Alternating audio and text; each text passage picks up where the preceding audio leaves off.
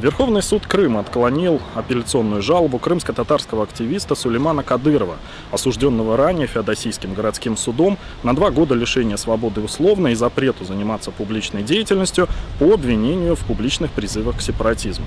Кадырова судили за комментарий, который он оставил на своей странице в Facebook, и который гласил, что Крым – это Украина, всегда была, есть и будет. Следствие посчитало комментарий призывами к сепаратизму, несмотря на то, что видео, под которым комментарий был оставлен, относилось лишь к Донбассу. Сулейман Кадыров своей вины не признал и заявил о политическом характере преследования.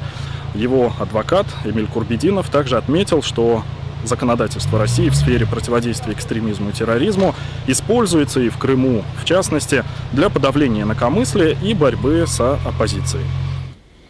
Можно закрыть человека, можно даже его убить. Но как закрыть мысли, как убить веру, как заставить остальных не думать, как лишить человечности всех, разве что украсть их душу, сердце, разум. А это однозначно не находится в власти тех, кто преследует только за мнение, только за соблюдение религиозных обычаев. Каждый способ предотвратить пробуждение народа порождает его большее сознание.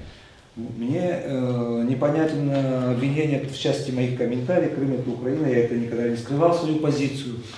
По логике вещей выходит так. Если члены Организации Объединенных Наций приняли резолюцию о том, что Крым является территориальной частью Украины, Парламентская ассамблея Европы то же самое приняла резолюцию, то по логике вещей получается, что их надо тоже привлекать к уголовной ответственности, только за то, что они сказали, Крым это Украина.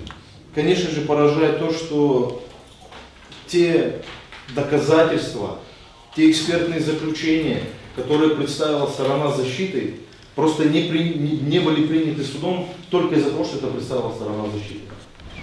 Адвокат Алексей Ладин, который также представлял интересы Кадырова в суде, отметил, что сегодняшнее решение – это опасный прецедент, когда человека судят не за призывы к сепаратизму или какой-то экстремистской деятельности, а лишь за одобрение, которое было найдено следователями в видео, под которыми был оставлен комментарий. Суд первой инстанции, вынес обвинительный приговор по данному уголовному делу, создает очень опасный прецедент.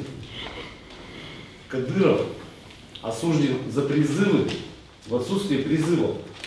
Под публичными призывами следует понимать выраженные в любой форме, например, в устной, письменной, с использованием технических средств, обращение к другим лицам с целью побудить их к осуществлению экстремистской деятельности.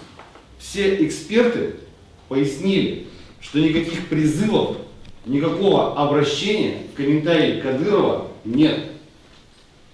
Таким образом была создана квазиюридическая конструкция, которая доказывает наличие призывов путем одобрения. Такой приговор не является ни законным, ни обоснованным.